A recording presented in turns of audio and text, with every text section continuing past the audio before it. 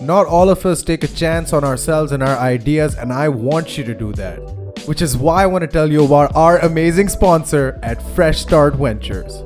Fresh Start Ventures is a VC connector that started off as a blog, which now provides you everything you need for your startup, whether that be financial assistance, strategic help, or any other sort of mentorship that you require to get your idea to the next level. Fresh Start Ventures is also aligned with the Pakistan e-commerce consortium, meaning they are the perfect people to go to in order to understand the vastly changing world that we live in when it comes to technology and e-commerce rapidly evolving every day. Fresh Start Ventures has helped a bunch of startups get from their ideation stage all the way to the top, where they've consolidated themselves as top-notch businesses who have won laurels and awards in the industry.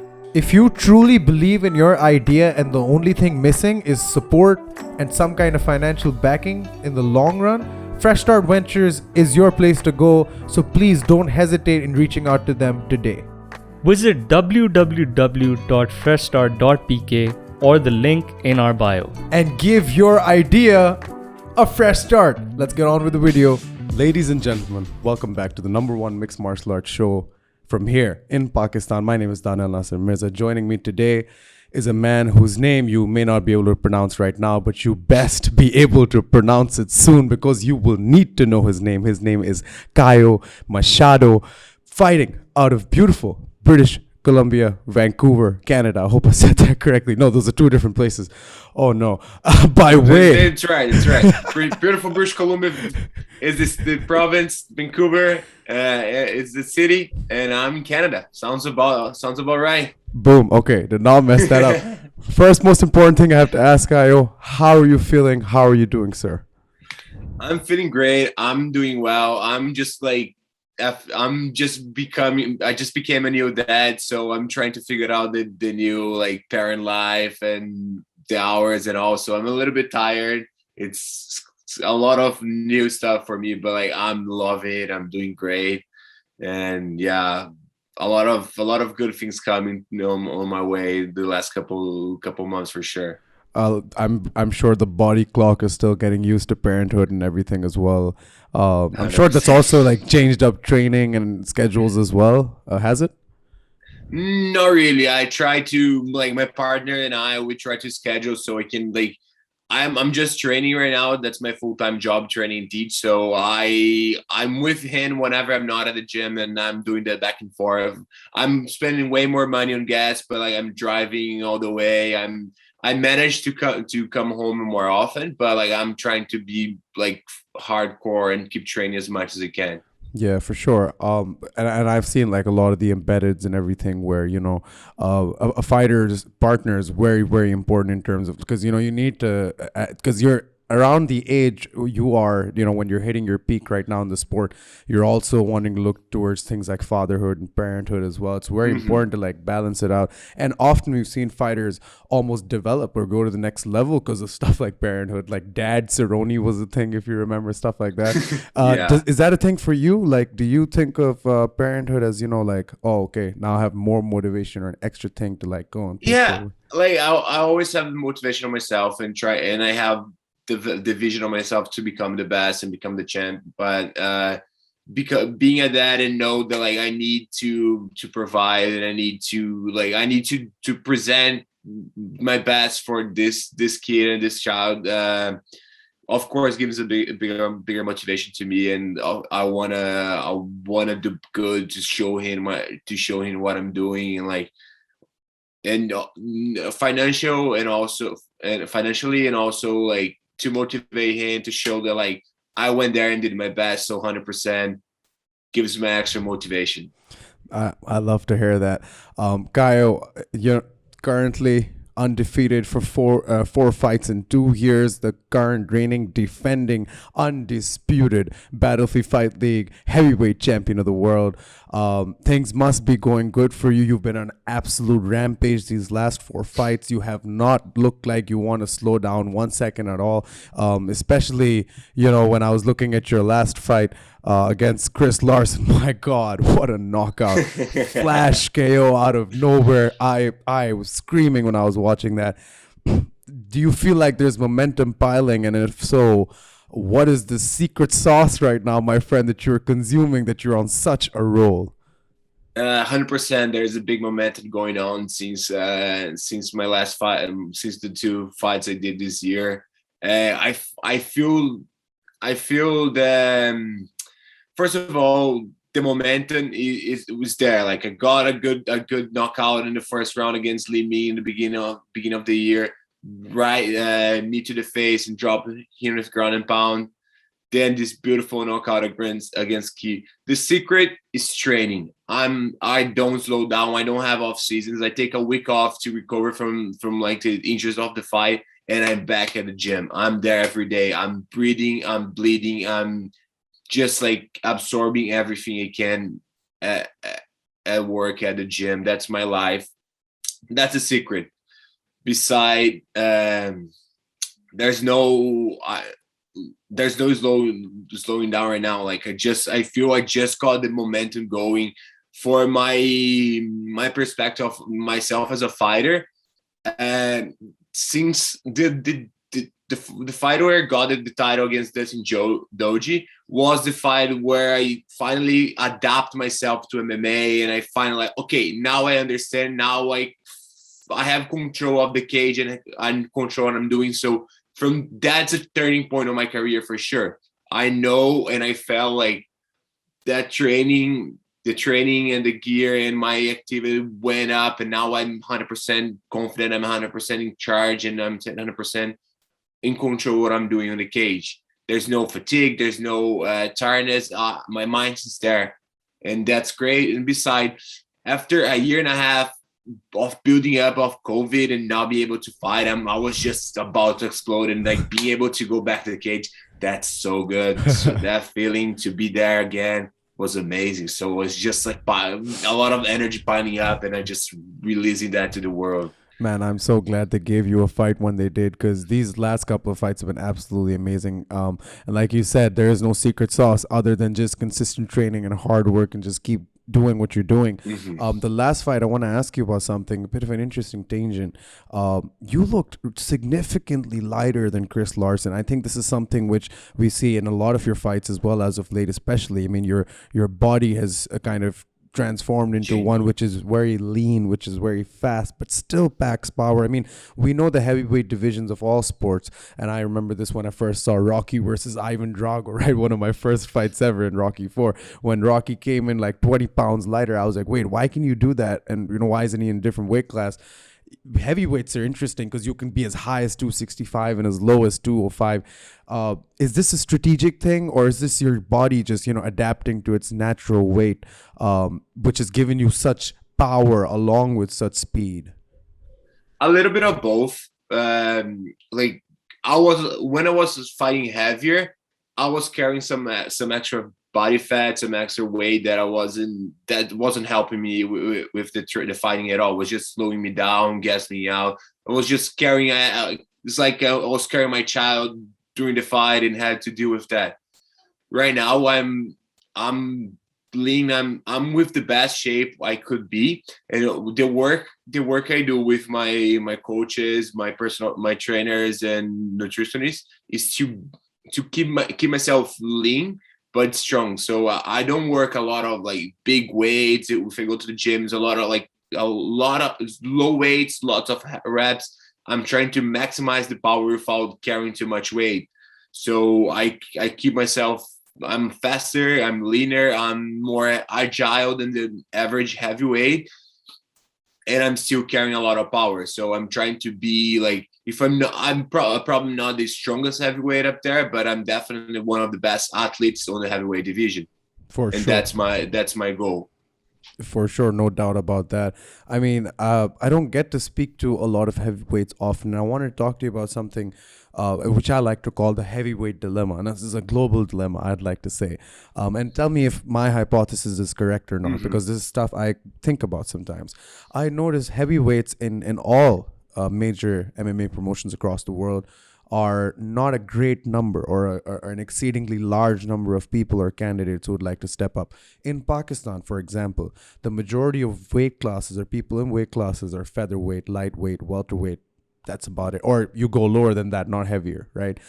Mhm. And I do feel as if there has to be something which is kind of restricting the flow of so many athletes of a higher weight classes coming into a sport. Do you feel like that is the case? And if that is the case, like, what do you assess of all the heavyweights that you fought so far? And how, like, almost because I'm sure you got to look at the heavyweights around the world and look at them and say, this is a guy, this is a guy, this is a guy. Do you feel like there's a lot of good heavyweights in the world? Do you feel as if that's a number which is kind of restricted? So I really agree with you. There's a restriction, especially on MMA. There's a restriction number of heavyweights up there, and especially it's even lower the number of high quality heavyweights, guys that can perform with a high intensity athletes and guys with good shape and all. There's a little bit of between, because of, like, if you higher you go, less people you're gonna see around carrying this weight. And also there's the fact MMA is one of the high level sports that have the shittiest pay. Yeah, let's put that way. So it is what it is. For example, a guy with my build and like I'm 6'4", 240 pounds guy, 250 pound guy, athletic guy, he gonna go play to the NFL. He gonna play in the NBA. Depends. Those sports play a little bit more. So you gotta other sports pulling some of those guys, so you don't have the path of the fighter going on. They usually get directed to other paths. Yeah. Beside, I don't know, like, and like a lot of those guys, they're just lazy and they rely too much on the heavy hand and I'm just big and I'm gonna drop the guy and that's it. But when you get to a certain level, they're not gonna fly around. Especially, like, that's what I'm trying to do. Like, I want to get there and show the world, like, that shit's not gonna happen anymore. Like, you either become an athlete or you're gonna fucking be destroyed. Don't rely on your one haymaker. Derrick Lewis, I'm talking to you. And other ways you're gonna end up the second round with your thumb out and your hands on their thighs like you did before, and they're gonna destroy you eventually. I'm a patient fighter. I don't need to drop anyone in the first round. I do because I get the opportunity. But like I'm there for the entire fight, there for the show. I know I can take that. That's not the case for most of the guys up there. Yeah, I was actually seriously gonna segue straight into the UFC after this question. I'm glad you kind of made that easier for me, because Battlefield Fight League, of course, brought to you live and exclusive on UFC Fight Pass. If you don't have UFC Fight Pass, go get UFC Fight Pass right now. But it's affiliated directly to it. I don't want to say it's inevitable, but it's inevitable that we are going to see you on the big stage one day or the other, sooner or later.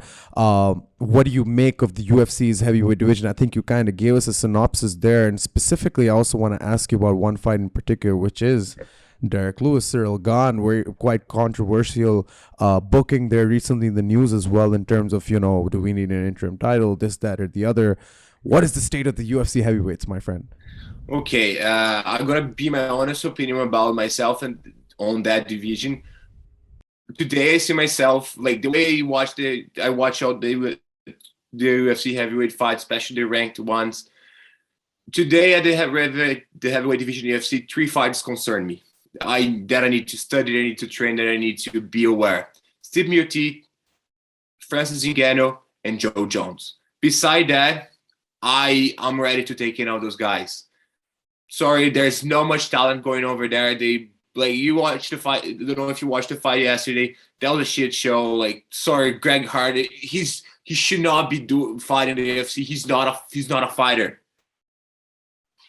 And going to the interim title, I think that's a little bit disrespectful to Francis that worked so hard to get his shot, and like, you put an interim title 3 months later just because you need to cover some agenda and put some guy like, and also it's a really disrespectful with Amanda. So you're not like, you have the gold on the women's MMA. You're not, and you're taking her main event to put a guy interim fight with 2 guys that none of them are in the top 3 or top 4 heavyweights. Maybe on the 4, but like, again, Francis Ngannou, John Jones, Steve Miocic. If you're not any of those three guys in the mix, you should not put a belt on it.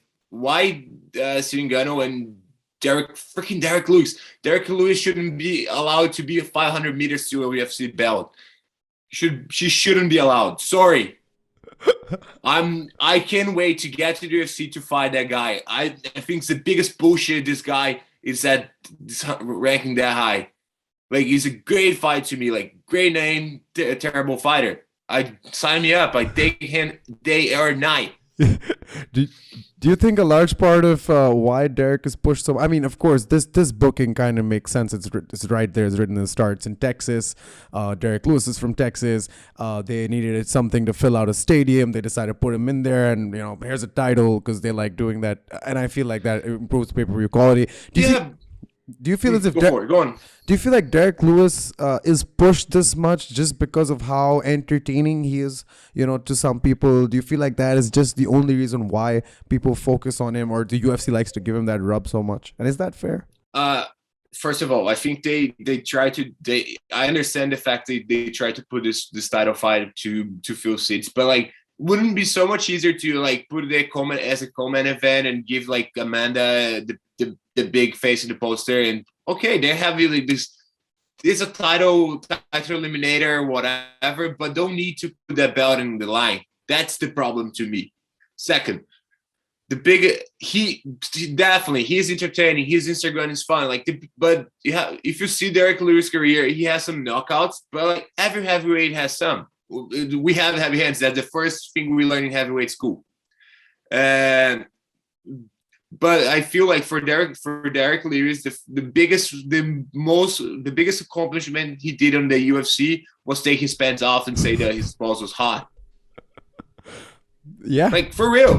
Yeah, if you think about it. If you see his fights, he's never did a highlight. He never got like many performances bonus. Like, he's there because there's lack of talent and because he's funny. Like, I'm funny. I can tell a joke, and I'm better than this guy. Sign me up. I fight him day or freaking night. I can't really dispute much of that. He is extremely funny, and I feel as if there's been some flash KOs from him that make you go, oh my god, but again, the Volkov fight, he was losing up to that point. The Curtis Blades fight, you can say arguably he was losing up to that point, and then out of nowhere he gets a KO. It's almost like the circumstances have allowed him to kind of come into this place, and I can totally understand why you really want to fight this guy. But like, every heavyweight has that kind of power. He just got it. Like, he has a heavy hand, and all of us do. Like, that's a thing. Heavyweights. Even when I was an amateur fighting Muay Thai, my coach in the back in the day, he always said to me, "You're better than this guy, but if he hits you, he might drop you. So careful." And that's the thing all over the world with heavyweights. You can be winning 3, 4, 5 rounds. If you get clipped once, that must be it. And that happens. He just got lucky to do that. But like, he got jumped, and he got. If you see even his Instagram, like after that day, he wasn't on McGregor card and all. I think it was on 202. Yeah. No, it was the biggest card of all time. It was Khabib versus. Khabib and McGregor. Yeah. So he got like 500,000 followers in a day. So that of course UFC opened his eyes and said, "Oh, we're gonna make this guy a star." But like, he's just funny. He's not a fighter material. He's not a champion material, and he's not gonna beat Sirigan. And if he does, he's gonna get smashed by Francis again. Yeah, not again, but like, yeah, that fight was eventually. That fight was something else. And I'm just interested to see, like, Dana was really, or at least the UFC, I wouldn't want to say it's necessarily Dana, but the UFC really wanted to make this a 5-round affair, a title fight affair. I'm curious to see what'll happen if it goes into the 4th or 5th round. Like, what's Lewis going to look like? What's his shape going to be like? And the thing is, okay, I love Derrick Lewis. I'm just going to say it, right? I'm a big Derrick Lewis fan. And that's just because of how entertaining he is, the entertainment value that he brings, right? That's the only reason I'm his fan. But if I have to be completely honest and critical of this guy, right? We've all known, and he's definitely known about his cardio issues since day one. As a fan, I just ask myself, I hope he's working on his cardio, but I haven't really gotten to see much of a drastic improvement in the pace he keeps or the time that he can stay in the octagon. I wonder if it's a mental thing or if it's like a physical barrier that his body's. I don't know. I'm not an athlete. I wouldn't know like why that problem's still there, but it is, and it's kind of, you know, disheartening to see somebody with that problem there at the top of the card now, above the greatest female fighter of all time. Again, I don't have a problem specific. Like, I don't dislike him. I just don't think he's champion material. I don't think he should be bounced to that level. I don't think he's that good of athlete to be get that title. And the circumstance of the interim title, it's just even worse for me. Okay, eventually Francis got in a row, got his momentum going. He got to fight Lewis for the title. Okay, I understand, but like building this interim title, making a main event over Amanda the way they are doing, I don't understand that. I don't see that as right to the fans and to the other fighters, especially the fighters that are Stipe. Stipe was totally left out. Like what? Like isn't he the greatest heavyweight in like numbers ever? He is. Like he has the most item defenses, and he just got left in the park. Yeah. One of my favorite, Caio, one of my favorite professional wrestlers of all time. I don't know if you're a professional wrestling guy. I don't know if you follow it at all or not. Not really, but I'll tell you about him. His name is Kenny By God Omega. He's from Winnipeg, Manitoba, Canada, actually. And he used to call himself the cleaner because he came into the wrestling promotion he went to and he wanted to clean out the division that he was in. I feel as if you might be wanting, or at least mentally approaching the UFC a bit as the cleaner, where you're kind of going in wanting to kind of straighten the path and, you know, thin the herd, so to speak, with guys who, like you said, are one-dimensional or just have one facet of the game, or they haven't evolved completely. Is that an accurate analysis or analogy? 100%. I'm still 26. I know I still have a lot of to grow. But and to get to that title opportunity, I still need to get some rounds. So I love to get take those guys that I feel that doesn't deserve to be there and just clean them out. Like Greg Hardy, Tai Tuivasa, both of them. Please put on my list. Derrick Lewis. Like there's a bunch of guys over there who they just doing overtime and they should not be on high on the roster. Like put on the prelims. I don't care, but give guys like that main card status and top 15 contender level. That's just insane. Like I saw bigger talent going on fighting the local scene than those guys yesterday. What do you make of the local scene in Canada that you have fought in, and what do you think are some of the hurdles that people might, because I know every locality has hurdles making when it comes to guys making it to the bigger stage. What are some of the hurdles that you experience, or you see guys around you experience, your teammates potentially, or people you know just generally? I feel like in general, Canada it's a small market, but especially right now, Vancouver, BC, we are having a bunch of athletes rising and going to the bigger promotions. I think in the last couple of years we had Jeremy Kennedy, Arjun Bueller, now Achilles is fighting the content. Spoke to fight the contender soon. Tristan Connolly, Cole Smith, a bunch of guys from here, a bunch of different divisions. They are rising and going to the big promotion, especially on the locals and on the West Coast where I am. So even being a small market, you can see there's talent, there's things going on. I see I have some other partners at the gym that are just starting, and people who I look on the local shows, there's actual raw talent. There's actually people growing up. The deal with BFL and the Fight Pass is going to help a lot of fighters, but it's just a building the mix here. I think there's a lot of big fishes on a small tank around here. I love to see after COVID, we got a bigger exchange between Canadian Americans, bring fighters from Asia, whatever, and have more diversity. But there's definitely a lot of talent, and I think it's been growing. The local MMA scene in Canada has definitely potential to go and get bigger as the sports grow. For sure. Caio, I've taken up quite a bit of your time, and that's mainly because you're so interesting to talk to, and I really like your perspective on things. Like, and you're very brutally honest. Like, there's a lot of guys who would come on, this is a small podcast. It's not like the ESPN or whatever, but they'd still be a little shy about, expressing themselves. So I really appreciate that. I just have like two more questions I want to ask you. The first one. Of course. Thank you. I really appreciate it. The first one. My pleasure. My pleasure. The first one is, what's next? Simple as that. What do you think is in your immediate future, in your immediate future? Yeah, let's just say that. What's in your immediate future? So I believe, like, from everything we just discussed, and I said, like, I earned myself a UFC fight, UFC shot, at least a contender series shot. Like, I see myself as more skilled and a better athlete than like a lot of the guys that are in the roster. So why shouldn't I get opportunity? I know that might sound a little bit cocky, but like, it's just like I just analyze the fights, how it is, and like, okay, I'm confident on my skills, and I believe I could make the difference in that place. So I definitely see myself fighting the UFC sometime soon.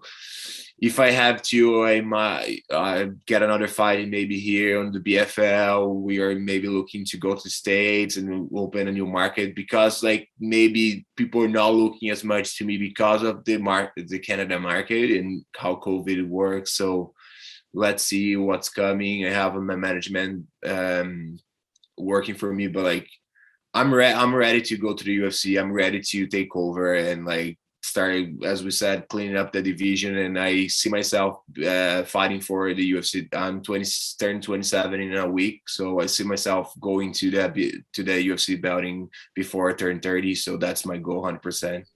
A happy early birthday from me, by the way. I will wish you on the Thank you. No, of course. Thank you. 27 years young, my friend. Definitely. I like the name The Cleaner, by the way, if you want to change that from Bigfoot. No, I'm kidding. Bigfoot's much better. Bigfoot. I'm with Bigfoot for 27. I have this nickname for 16 years. Ooh. So yeah. Yo, no, you're set. My bad. Since I started on BJJ at age 11, I was like a bigger guy with a 14 size shoe, and that's became the Bigfoot. Wow. And the jokes start from there. Some people in my gym in Brazil doesn't even know my name. They just call me Bigfoot or Pezão. That would be the translation for Bigfoot in Portuguese. Yeah, I got you. I love that. I love the nickname. And I feel like it's like a reincarnation of sorts. I was gonna ask you if you got it from Bigfoot Silva, but I like that you cleared it up with that story. Last thing I want to ask you, Caio, is it's basically the last segment of the podcast. We do this every time, where you, the guest, take the floor and say whatever you want to say. Get anything you want to get off your chest. Shout anyone out if you want to shout anybody out. Anything at all, really. Whatever you feel as if is the most important or crucial to get off your chest right now. The floor is yours, my friend. Please take it away. Let them know. Just give me one small second. Here we go. You got it.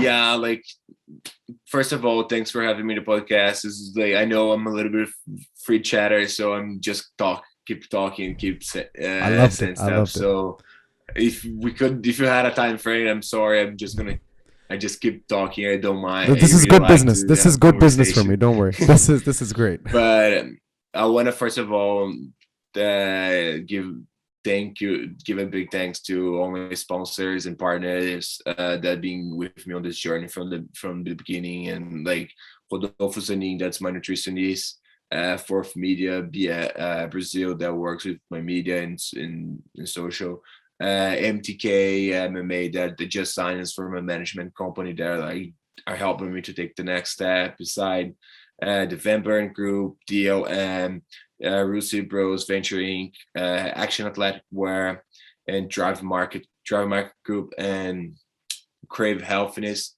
They are sponsoring and supporting me with the camp and helping me with the diet and all.